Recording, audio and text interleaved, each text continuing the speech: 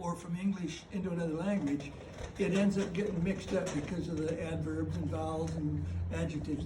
So that's what I'm going to tell you, the story of Cinderella, the way I first saw it as a translation. Now, Cinderella lived in a great big harked house with her mean old mepstother and her two sisty uglers. What?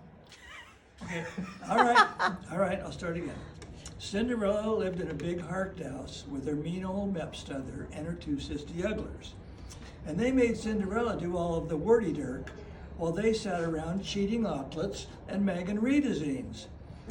And one day Cinderella was in the kitchen flopping the more, and the two sisty uglers came in and said, guess what? The Pransome Hints is broing a fancy thrust drawl and we're invited. You can't go.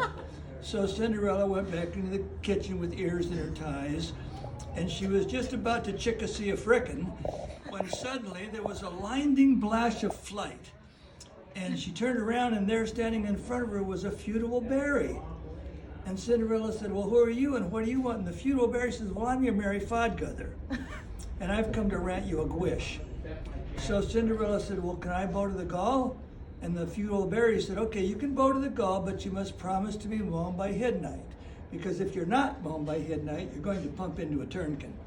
So Cinderella banned from the roll, and as she did, she jumped in the carriage, and the first two people she ran into was the two sisty uglers. And she was so beautiful, they didn't even Cinderize Recogniella. And so they introduced her to the Pransome Hints. And he said, may I have this Hance? And she said, well, sure. Well, they're dancing. And he says, you're so beautiful, you remind me of Beeping Slooty. And he was just about to ask for her mare in handage when suddenly the stock clarted a trike 12. So Cinderella banned from the roll. Well, as she did, one of the last clippers flipped from her soot.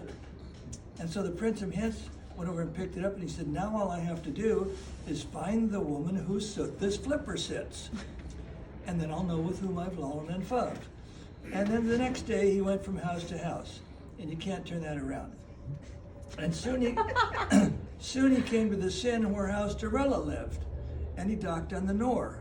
Well, who should come to the door but the two sisty uglers? And the Pransome Hint said, I'm looking for the woman whose soot this flipper sits. Well, of course, their beat were too fig. And then it was Cinderella's turn, and of course the clipper pitted perfectly. And so they were married, and they happily ever after. And there's a moral to the story.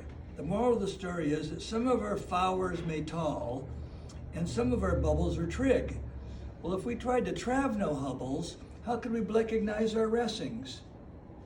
Wonderful, Doc, wonderful. How the heck do you That's remember Merry that? Christmas from Cinderella.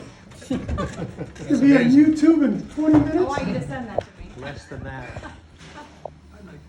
And me Yeah, also. send that. That's hilarious. I was gonna do it on the cruise.